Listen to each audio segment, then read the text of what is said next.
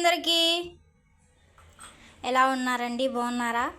నేను దొండకాయ కూర తినం అన్న వాళ్ళకి ఇలా వండి పెట్టండి, చాలా టేస్టీగా ఉంటుంది. టమాటో, పచ్చిమిర్చి, ఉల్లిపాయ నేను మిక్సీ పట్టేస్తాను. ఇందులో పెసలు ఏంటంటే కొబ్బరి వేసి వండుతున్నాను. టేస్ట్ అయితే మాత్రం చాలా బాగుంటుంది. ప్రాసెస్లోకి వెళ్ళిపోదాం. ఉల్లిపాయ ముక్కలు వేసుకుందాం. పచ్చిమిర్చి,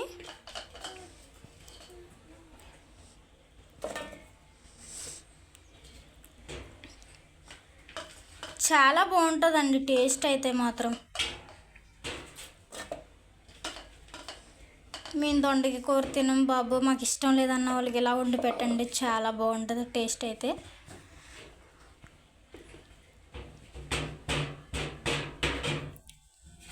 మిక్సీ పట్టేసుకుందాం.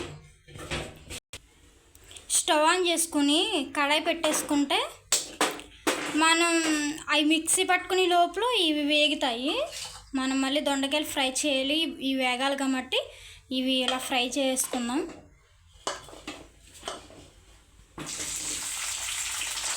ఇవి బాగా ముందు ఫ్రై చేసుకోవాలి.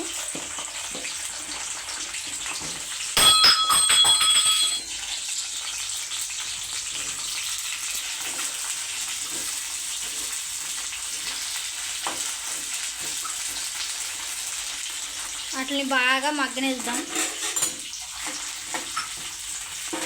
మూత పెట్టేసుకొని ఒక 5 నిమిషాలు అలా ఫ్రై అవని వస్తే మనం ఈ లోపల ఈ మిగతా ప్రాసెస్ చూసుకుంటూ ఉంటే ఇవి ఇలా ఫ్రై అయిపోతాయి.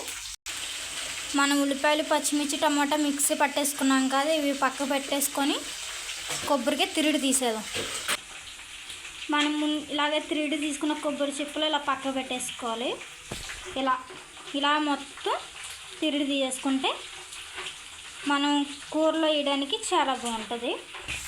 ఇవి బాగా ఫ్రై అవుతున్నాయి, ఒక పక్కకు తీసేసుకుందాం. ఒక గిన్నెలోకి తీసేసుకుంటే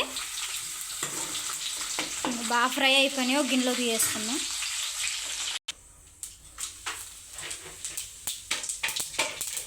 ఇందులో బిర్యానీ ఆకు, దాల్చిన చెక్క ఆప్షనల్, వేసుకుంటే వేసుకోవచ్చు, లేకపోతే లేదు. మనం ముందుగానే మిక్సీ పట్టుకున్న పేస్ట్ మాత్రం ఇందులో వేసుకొని ఒక 5 నిమిషాలు ఇలా మగ్గనివ్వాలి.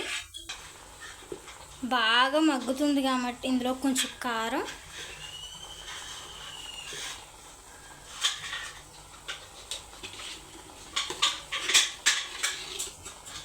కొంచెం ఉప్పు,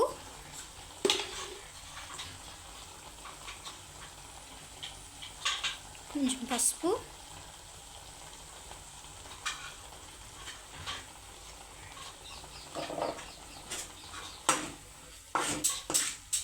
మనం మిక్సీ జార్లో ఆల్రెడీ కొంచెం పేస్ట్ ఉంటుంది కాబట్టి ఇందులోనే వాటర్ యాడ్ చేసుకొని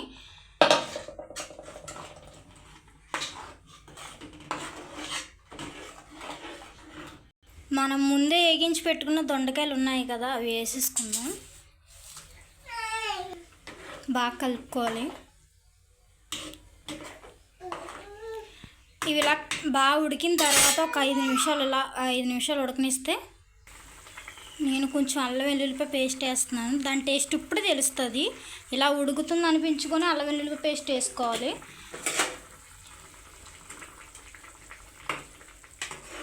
బాగా దగ్గరగా అవుతుంది కాబట్టి ఇంకోసేపు కొంచెం ఉడకనిస్తే మనకి కూర రెడీ అవుద్ది. మనం ఇంకా వేయాల్సినవి కూడా ఉన్నాయి.